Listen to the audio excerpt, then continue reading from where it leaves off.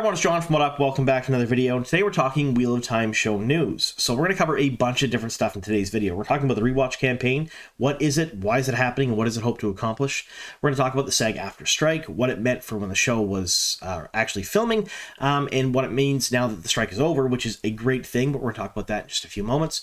We're going to talk about an article from WoTSeries.com detailing a couple of potential cast members that are joining for Season 3. We're going to talk about another article that talks a little bit about ReWoTching. There's not much new information in this article. It's more of a rehash of things we already knew, but it is interesting and does have some interesting stuff in there. And then we're going to finally finish up the video with some social media posts from some of the cast, because they can do that now, that give us some hints as to what they're doing in Season 3, which makes me kind of happy. Now, all of that being said, I still have a few leak videos on the burner for you guys. I know I promised to try to get one out over the weekend. Life happened. I couldn't really get it out. However, they are coming, and they're going to detail the different storylines in Season 3, what I know about them, which cast are on set for them, and what it could potentially mean for changes or differences from the actual source material in a very general, broad way. It'll be spoilery, but not incredibly spoilery, because I know very little, but what I know versus what is officially out there, you can kind of combine the two and make sort of an educated guess on exactly what we're getting for the full season. So we're going to talk about that in the coming weeks. So if you like Wheel of Time news, if you like leaks, official stuff, rumors, just fun Wheel of Time stuff, make sure you subscribe to the channel and of course like the video. YouTube for some reason likes to reward videos with a high number of likes. I really don't know why.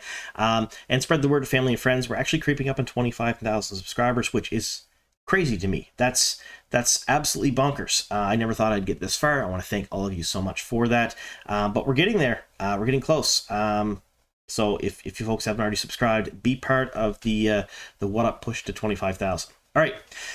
All of that being said, I'd normally at this point give a spoiler warning, but I'm not going to do that. I'll give the spoiler warning probably near the end of the video when I talk about some of the social media posts from the cast and what they mean for Season 3. Until then, we're just going to talk about the show and different news and things and whatnot in very general terms, including the actors and cast for Season 3. I won't spoil too much of the show or the books, so you don't have to worry about that if you haven't read anything or seen the show at all. All right, so the ReWoTch campaign. What is it? Why is it happening? What does it hope to accomplish? And then I'll give my thoughts on it as well. So what is the ReWoTch campaign? Well, a bunch of the cast, crew, and production team, as well as the official social media accounts for Prime Video and The Wheel of Time, are pushing fans to rewatch and binge this season again and again and again.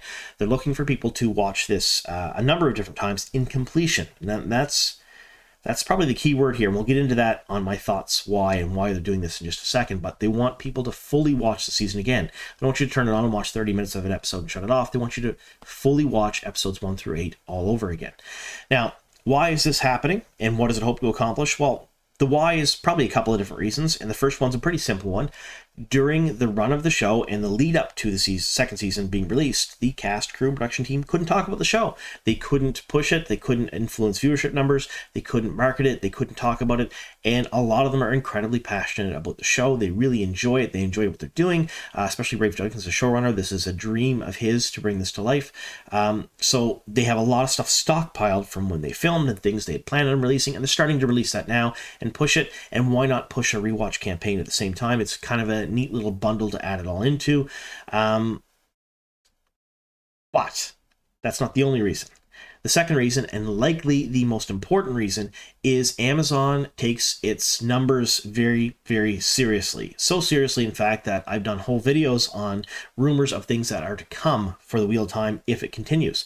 And that is a reduction of episodes per season, a reduction in time frame, things of that nature, because Amazon likes completion rates. They care about almost, I wouldn't say nothing else, but their biggest metric for all of their shows is completion rates. They want to see a person on an account watch a show from start to finish and finish it. They want to see all 8 episodes finished, or 6 or 4 or however many are in the season of whatever show you're talking about. That is what they consider a win.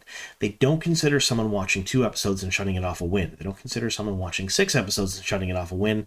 They like completion rates. That's their big buzzword metric, I guess you'd say.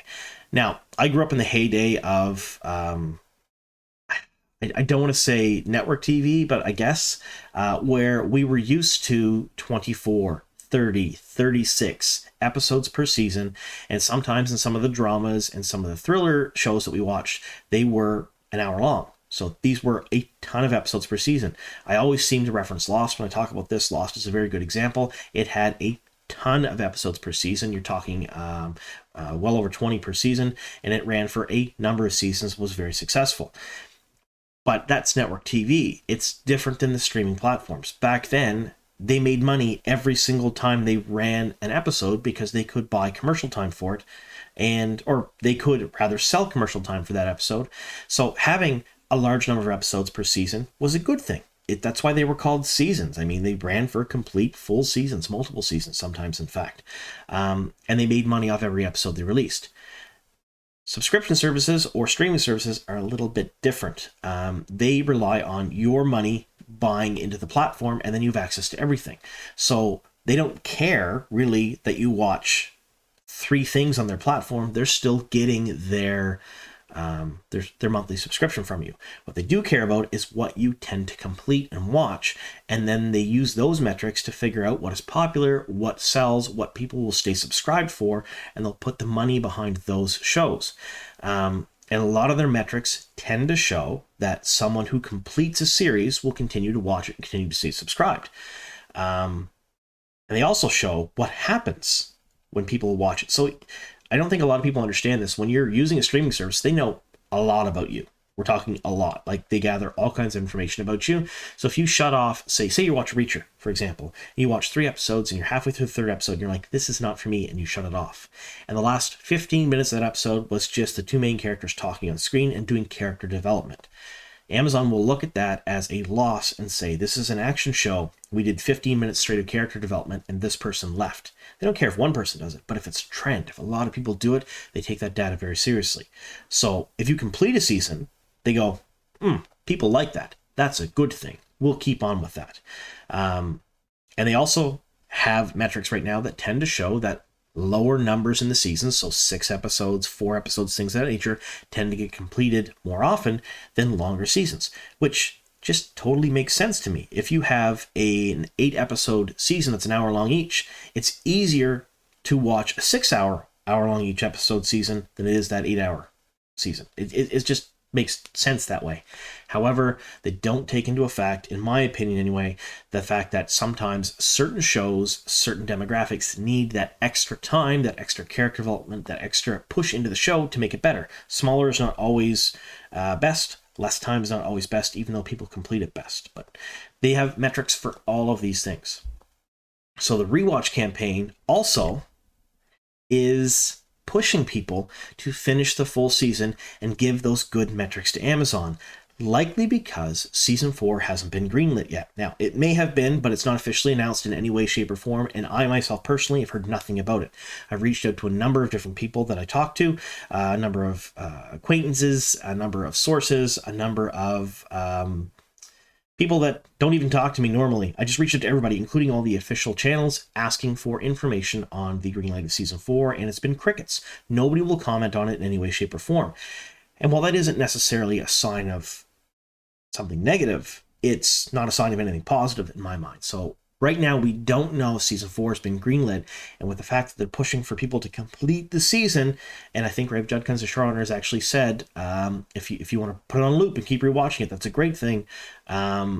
It kind of tickles the brain and thinks, so maybe, just maybe, they haven't been greenlit yet, and they need slightly better metrics to be able to go to Amazon and say, look at this. It did really well. It has a lot of rewatch value. People are continuing to stay subscribed while they're watching the show. Give us more seasons.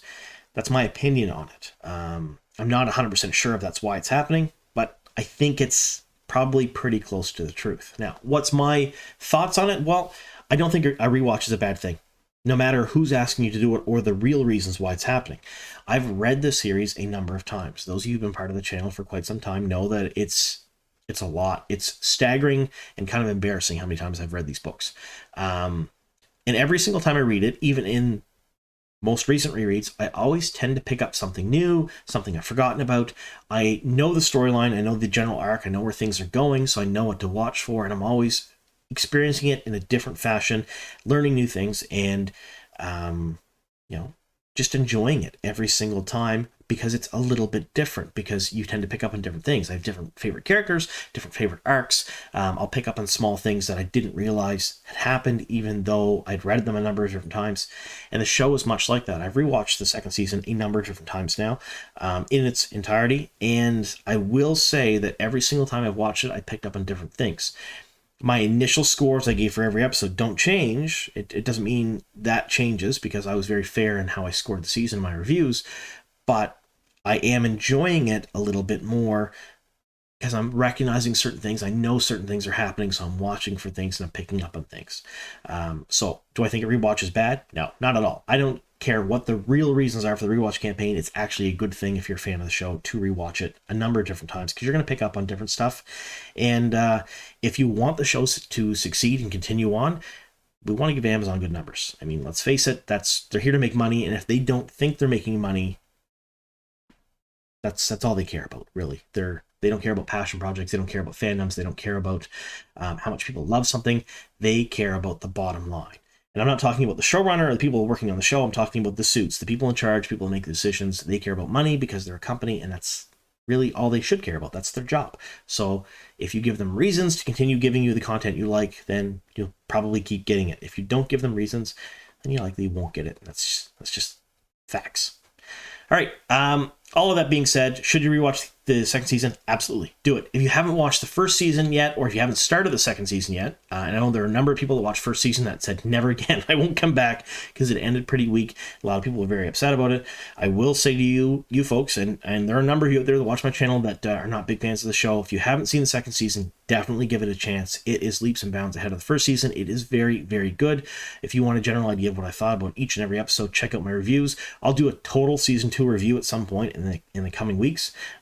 My thoughts on the full season, but I have individual reviews for each episode out right now, and I stand by my scores I gave each one of them. I didn't gush over it. I didn't say it was the best thing ever, but I also wasn't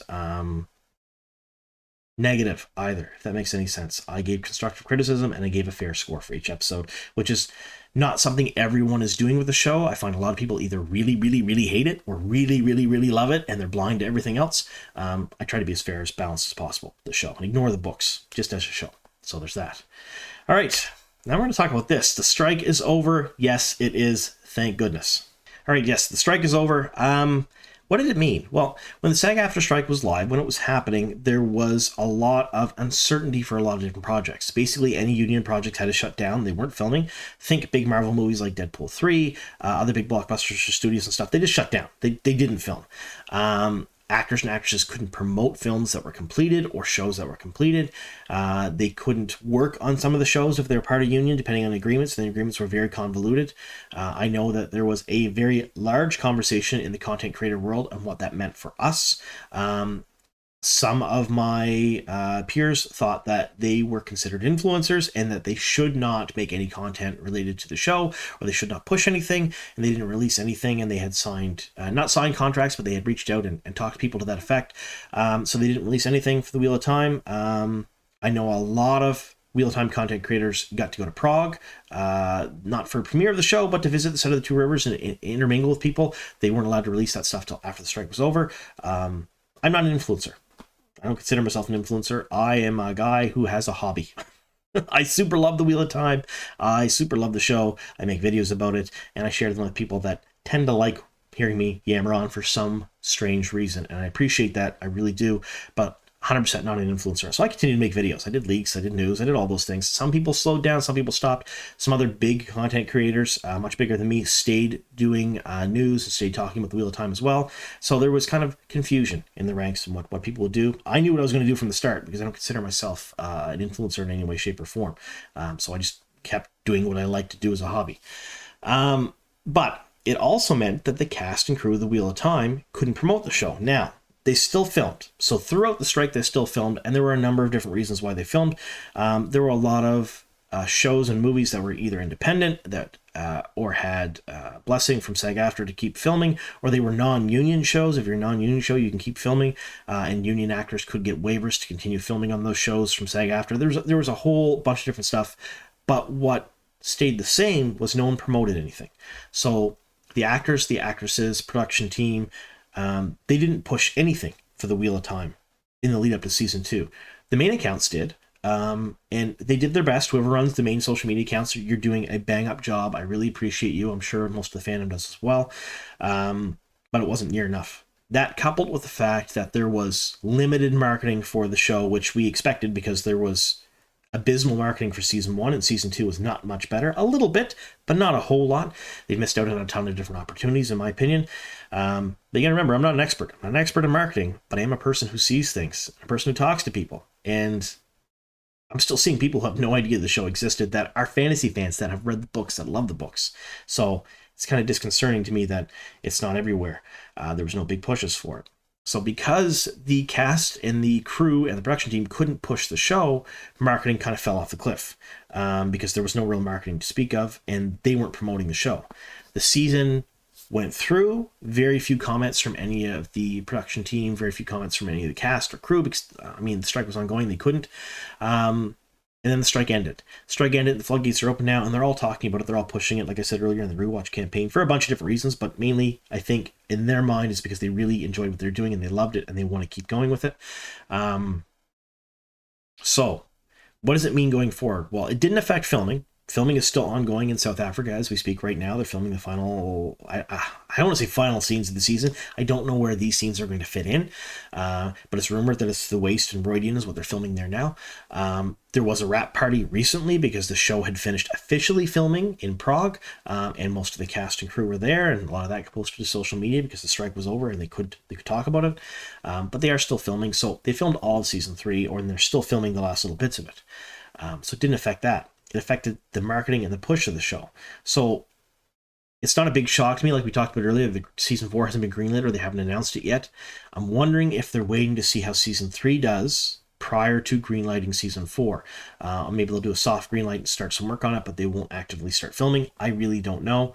There's a whole lot of things in question right now I'm really unsure of, because the numbers for season 2 are lower, I think, than anyone expected, but it's not that they're lower so the show did worse. Everything across the board was lower. Marvel viewership was down for a lot of its shows.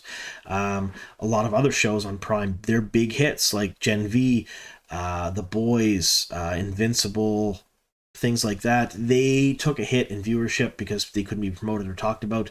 There was a lot of different things that happened there. So yes, viewership numbers were lower than expected, I think, but they were still really good, and Prime was number 1 in a ton of different countries, well over 115 at one point. And a lot of the viewership numbers that we see are Nielsen ratings and Nielsen numbers, and they don't apply to everywhere in the world. They apply to specific markets, and they are a good indication of certain things.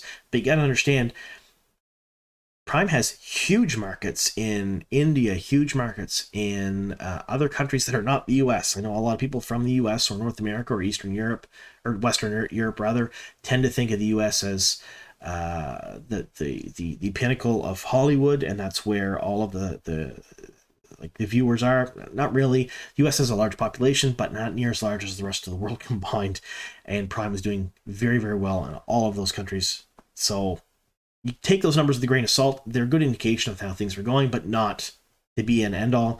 And I don't think we're ever really going to get the numbers. I've requested them a number of times, and I've been told they don't give them out. They keep them very secret. They hoard them like smog hoards gold. So I don't know. Anyway, so that's the strike. The strike is over. Thankfully, I'm really happy that everyone can go back to work and get paid a fair wage and get compensated fairly. Apparently, from what we're hearing, it was a win for SAG-AFTRA, a win for the WGA when they finished their strike, and the studios had to give up a bunch of concessions, which to me is makes me very happy, because studios making profit, whatever, they're faceless studios, but the people who actually make the product and put their life and their time and their sweat and their blood and their tears into it, they deserve to be compensated fairly, far more than a faceless corporation just taking in profit. Now, of course, corporations have to have profit, but I don't believe record profit every quarter is sustainable. In fact, I think it's the most ridiculous thing that could ever happen. So I'm happy that they're getting their due. All right, now we're going to talk a little bit about WoTSeries. They released an article about a couple of different people that may be joining the Wheel of Time for Season 3. All right, so the WoTSeries.com article is down below in the description box. When you're done the video, please click it, head over there, read the article, leave a comment, share it to social media, show everybody. And why am I saying this? Well, WoTSeries.com is the glue that holds the fandom together in between seasons. They come out with more leaks, more news, more promotion for the Wheel of Time than every other content creator and the official marketing team combined. And that's saying a lot, and that's truthful. They do a lot for the fandom, and they will never, or at least they have not yet been officially recognized by anything from the show. So the official accounts, the show itself has not recognized WoTSeries.com in any way, shape, or form, and that's likely because they deal in leaks. I know I myself have been told straight up that Amazon will not officially recognize me, or I will not have the same opportunities as other content creators because I deal in leaks, because of the content on my channel, and I'm totally fine with that. This is what I like to do. It's a lot of fun, so I'm happy with that. However, WoTSeries.com should have the same opportunities that other creators get. They should get the swag bags in the mail so they can show the fandom what they're getting. They should be getting the trips to Prague. They should be wined and dined by Amazon because of all they've done for the fandom, and they're not getting that right now. So if Amazon won't give it to them, I think the fans should. So I think that everybody out there that likes Wheel of Time even a little bit, definitely go show your support for WoTSeries.com. All right, enough with the platitudes, I guess. We're going to get on to what the article states. And basically, in the article, they're talking about two young actors who potentially may be joining the show. Now, these two young actors are Iman Marcin and Ian Atween. So Iman has been...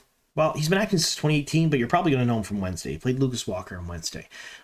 Wednesday is one of my favorite shows. It's absolutely fantastic. I loved it. Big Addams Family fan. Watched the original. Watched all the movies and things like that. Wednesday was a fantastic treat. If you haven't seen it yet, please go watch it.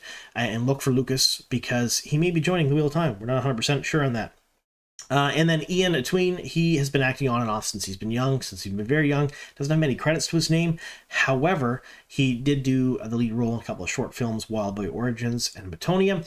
Now, why did we think they're in the Wheel of Time? Well, the WoTSeries article states a couple of different things. The first is both of them were in Prague during filming. That doesn't really say much. Any actor and actress in Prague during filming, we're going to look at it and go, ooh, maybe they're part of the Wheel of Time. But they only tagged each other in their pictures and videos on socials. So they tagged each other, but no one else. And they're not following anyone from the show, which is a little suspicious. They were also seen leaving Prague in the airport October 29th, the day after the wrap party, together. So they were both there, both in the airport, both take pictures with each other, and they left. The day after the wrap party is kind of suspicious. And Ian also has an untitled Amazon project that's upcoming on his CV, which... we all know at this point that could be anything. However, anyone who's been part of the Wheel of Time that wasn't allowed to reveal the roles usually has that on their CV. So, is it positive that these two are part of the show? No. Is it likely? I think so. I would put this definitely in the very likely category that they're probably part of the show. Who would they be playing? No idea. We don't have enough information yet even to make an educated guess. No idea which blocks they're in. No idea which episodes they're going to show up in. No idea how long they filmed or what their characters' names or character types are. But I remain hopeful that they're part of the show because both of them will be a welcome addition to the rest of the cast. All right. Now we're going to get into kind of a spoilery section of the video. It's not super spoilers. I'm not even going to throw the banner up here because it's not that big of a deal. But if you haven't seen the first season or the second season of the show and you haven't read the first 4 books, be forewarned, I'm going to talk about place names and place areas and story arcs that may ruin your enjoyment just a small bit. Like, it's just a little tiny bit because we're not going to talk about anything in depth. But I really hope that they get added to the cast because Wheel of Time has had a track history of adding very talented actors and actresses at the beginning of their careers to the show, and both of these people would be welcome additions to the cast, in my opinion. All right, now we're talking about an article from Collider about Roidian. Now, I warned you at the first of the video that I'm going to give a little bit of a spoiler warning. This is where I'm going to give the spoiler warning. I'm going to talk about this article and some social media posts by Alexandre Willaume, who plays Thom Marilyn. He's on set for season 3, or he was on set for season 3, and he's posted some things. So this is where I'll give my spoiler warning for the rest of the video. So, spoiler warning, if you have not watched the first 2 seasons of Sony and Amazon's Wheel of Time show, streaming right now on Prime Video, and if you've not read the first 4 books of Robert Jordan's Wheel of Time series, The Eye of the World, The Great Hunt, The Dragon Reborn, and The Shadow Rising, be forewarned, I may ruin minor plot points and character arcs from both of those novels, or from both of those mediums, rather. So, you've been warned. All right, so Roidian. We know Roidian's in season 3. This article, I've left a link to it down below in the description box, gives us absolutely nothing new. It's interesting, don't get me wrong, there's some cool stuff in here, but there's no new information. We know Rodian's in season 3. We know, for those of us who read the book series, we know what Rodian is. We know what it means for Rand, and we know what it means to the world. But they do bring up and make some very interesting points. Now, Robert Jordan wrote the world of the Wheel of Time as a distant future to us, and there's hints through that through all of the series. There's a Mercedes-Benz symbol at one point or another. There is the talk of certain historical characters that could be paralleled to Queen Elizabeth, or to countries such as Russia and the USA. There's talk about astronauts. There's talk about colonization. There's talk about all kinds of different things in the series in a very roundabout way in code, like it would be lost in the annals of history, talking about as legends. We talked about has time as a wheel, and that we keep marching forward until we eventually get back to where we are, and that the Age of Legends is likely not exactly where we are right now, but it would be a good approximation of where we could be if we had the ability to tap into the one power. So there's a whole lot on that. I could probably do a whole video just on that, but there are a ton of clues with the entire series. And this makes a good point to bring a lot of them up. This article does, and says that when Rand walks through those glass columns in Rodian and he sees the history of his life and his people, it would be a very good chance for them to showcase some more modern day things. Now, we've already seen that. We've already seen some snippets from the Age of Legends from season 1 where we've seen flying cars and vast science fiction-y looking futuristic cities, and we'll probably see more of the same, and they're just basically speculating that we may see some of these things that are referenced in Jordan's books on screen, which I really hope we do. And I kind of hope when we get to Rodian, it is the way it's described anyway, is described as a city that would be built maybe nowadays rather than what would be built in the Wheel of Time, more Age of Legends-y than it would be present day in their world. So we may get to see something of that nature, tall skyscrapers, things like that. Not 100%, but I think that's what the whole article is kind of hinting at.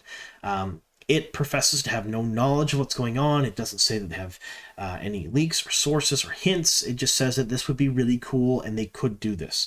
Either way, kind of a neat article. I'll put it down below for a read, because if Collider is covering something, I'd pay attention, because they're usually given a lot of official information, and they come out with, they have come out with in the past other official things from production. So something like this, maybe it's a big hint for us. We really don't know. All right, now we're going to talk about Alexandre Willaume. Alexandre Willaume has been posting on social media about the Wheel of Time again. Now, during the strike, he posted about other projects he was on because he could. He couldn't post about the Wheel of Time because he wanted to act in solidarity with the other cast members that were actually union members that couldn't post, and I think that's what happened with most of the Wheel of Time cast. But now he is posting stuff from his time on set for season 3. So we get a picture of him traveling to set. We get a picture of him in front of this. Now, Geeky Airy did a very good job of explaining this. If you don't know who she is, she's a member of WoTSeries. She is on Twitter, or X, I guess it's called now. I'm going to keep calling it Twitter. I feel bad for that, but she's on X. And she said this was actually the same set that they used for the Foregate and Kyrian. Now, do I think he's going to be in Kyrian for season 3? No, I don't. I am almost 100% positive that this is going to be a shot of Ten Chico. Why? Well, you'll have to watch some of my leak videos for that later on. But I think it's very likely that's where that is, because his story arc does veer towards that for season 3. But very neat. Not something we've seen from any other actors or actresses for their time on season 3. So remember, this is from season 3 because they filmed season 3 while season 2 was out, and Thom was not in season 2. He is coming back for season 3, however. We've not seen any other photos from any other cast members from anything from season 3, but this is likely something from season 3. So take that with a grain of salt. And of course, the picture in front of his name on the trailer, which a lot of the cast members tend to do. So that's all of our news we have for you for this week. I'm sure there's going to be plenty more coming up. And again, watch out for a couple of leaks videos coming up in the future. I'll do a review on the entire season. I have some character arcs that are going to come up that I'm going to make some speculation on what's going to happen for season 3 and beyond. There's all kinds of stuff coming from us here at What Up. And I hope, if you haven't already subscribed and you've listened to me prattle on for, what is it now? Probably 20 minutes or more, that you would think of subscribing and supporting the channel. And I appreciate you all very, very much for getting us this far. And we have a little more push to 25,000. All right. Thank you so very much for sticking with us here to the very end. Here's to many more.